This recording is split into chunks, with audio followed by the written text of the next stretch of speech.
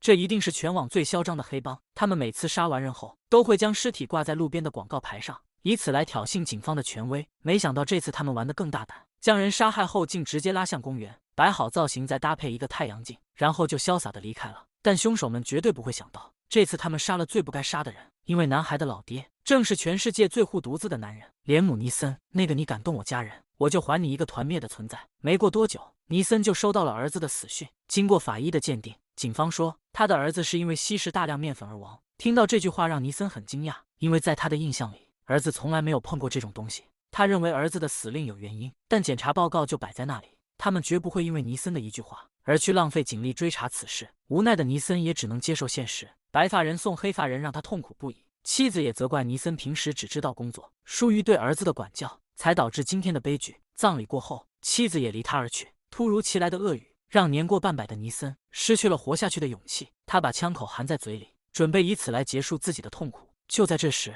一个身影突然出现，打断了他。来人正是凯尔生前的同事小卡。他一上来就开始对尼森不停的道歉，最后在尼森的追问下，小卡说出了凯尔的真正死因。原来就在几天前，小卡利用工作之点顺走了黑老大一包面粉，没想到很快就遭到了他们的报复。正好那天晚上凯尔也和他一起加班，然后两人就被毒贩给抓走了。在车上，他们给凯尔注射了大量不明液体，而机灵的小卡却趁机跳下了车，逃过一劫。也就是隔天早上，他们把误杀的凯尔丢到了公园。尼森得知事情的真相后，恨不得一把掐死他，但最后还是忍住了。就这样，他根据小卡提供的线索，找到了正在酒吧里消遣的凶手。于是两人相约在了电梯里。尼森一上来就直奔主题，但凶手却说凯尔的死与他无关，并警告尼森不要轻易招惹自己，否则就让他尝尝裤裆里的家伙。听到这里，尼森瞬间血压飙升，紧接着就是一顿铁拳伺候。在尼森的疯狂输出下，凶手为了活命，直接供出了同伙凌波的信息，表示自己是按照他的吩咐办事。确认了凌波的身份后，尼森并没有打算就此放过他。杀子之仇不共戴天，他要让所有参与者通通为儿子回葬。将凶手干掉后，他用铁网将其包裹了起来，然后直接丢进河里。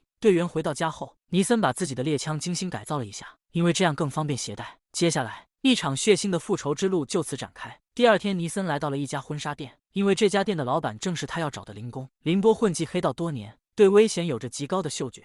他见尼森来者不善，想要掏枪先发制人，可尼森那里会停止，反手就是一枪托将其抡倒在地，然后将枪口塞进了他的嘴里。在尼森的逼问下，凌波很快就吐出了自己的上线，一个叫圣诞老人的家伙，经常在机场附近运火。得知这一消息后，尼森直接举枪送他去见了上帝，之后再用相同的手把尸体丢进河里喂鱼。经过几天的等待，那个叫圣诞老人的家伙终于出现了。就这样，他开着车子一路尾随，然后挑了一个不会出现人的地方，将他逼停了下来。后果可想而知。可这人竟出奇的嘴硬，经过尼森的一顿毒打后，不但没有透露半点有用信息，甚至还嘲笑尼森，说他是个连家人都保护不好的废物。森被他的话戳中了痛点，当即拔出喷子扣中了扳机，随后将他携带的几十公斤面粉尽数撒在了雪地里。这下三兄弟可以在河里斗地主。失去线索后，尼森来到了曾经混迹黑道的兄弟家里。男人名叫廖基，听名字就知道他是专门搞情报。廖基告诉尼森，被他杀掉的那3个人是当地最大毒枭维京的手下。此人是出了名的心狠手辣，12岁时就手持2把开山刀，从村头一路砍到村尾。近几年又因贩卖面粉挣了不少钱，现在可以说是无人敢惹的存在。廖基劝告尼森，此事就此作罢，要不然一定会引火烧身。而这边大毒枭魏京发现小弟接连消失，还让他损失了几十公斤的火，那可是穷人干10辈子都挣不到的钱。他左思右想后，觉得此事一定是自己的对立帮白牛一伙干，因为在他的认知里，除了白牛，再没有任何一个帮派能够与自己一战。随后他吩咐手下将白牛的大儿子白傻子抓了回来。经过几天的严刑拷问，白傻子愣是一句话没说，这让本就气急败坏的维京失去了耐心，直接开枪干掉。然后他又让手下把白傻子的尸体挂在了白牛帮的地盘上。看着惨死的儿子，白老大无比痛苦，他在心里暗自发誓，一定要让维京血债血偿。而此时的尼森还不知道，因为自己的举动促成了2大帮派之间的腥风血雨。这天晚上，尼森又找到了好友姚基，经过深思熟虑后，他觉得不管对方是什么来头，杀子之仇都一定要报，否则自己枉为人父。姚基知道他的性格，但还是不忍心看尼森去送死，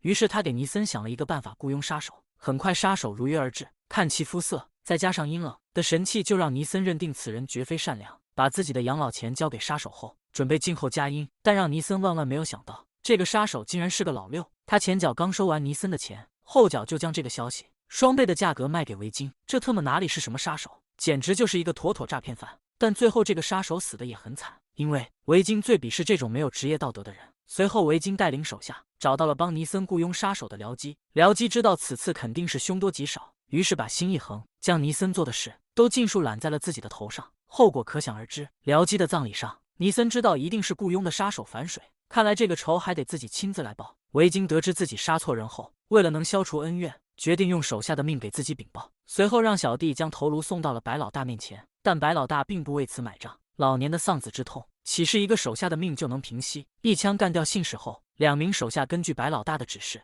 来到学校，是机绑架维京的，没想到却被早已等候多时的尼森截图先走。维京得知儿子被绑架后，瞬间乱了阵脚，因为让他迷茫的是，劫匪既不打电话索要赎金，也不通知他有何要求，这让他深度怀疑肯定是白牛帮干的好事。而这边尼森并没有因为儿子的死去为难小男孩，他的目的很简单，引出毒枭维京，然后亲手干掉他。不久后，学校的保安找到了维京，说自己知道是谁绑架了他的儿子。得知儿子的去向后，维京火速来到了尼森的家里。可走进屋里后，房间里空无一人。经过手下一顿翻找后，他们发现了一张照片，是尼森故意留下来的地址。因为尼森早就知道他们会来，所以提前找到了一个最佳狙击位，等待维京上钩。可这边他们刚走，一个叛变小弟就把电话打给白老大的手下，将维京的行踪告诉了他。因为当时维京射杀的那个手下正是光头的好基友，从那以后，一颗复仇的种子就此萌发。而这边维京一行人已经到了尼森的最佳伏击位置，正当他要扣动扳机时，小男孩突然从房间里跑了出来。为了不让孩子受到打击，他只好先把男孩送回房间。为了以防万一，他直接将门锁死。可等他出来后，维京已经带着手下来到了门口。很显然，他失去了最佳狙杀的机会。没办法，他只能先躲到车下伺机而动。就当他再次把枪口对准维京时，一把手枪突然抵住了他的头。就这样，尼森被抓了。维京看到尼森后，上去就是一拳。他问尼森自己的儿子在哪。此时的尼森不为所动，闭口不答。就当维京要对他大刑伺候时，白牛刚一伙突然杀倒。很快，双方发生了激烈的枪战。仇人见面分外眼红，一声枪响就有一人倒下。没过多久，维京的手下死伤殆尽。见大事不妙的他想开车逃跑，不想却被尼森直接把树顶突然偷来。维京见自己插翅难飞，只好举手投降，但还是被白老大一枪命中心脏，为自己的罪恶付出了应有的代价。善恶到头终有报，老爹一笑，生死难料。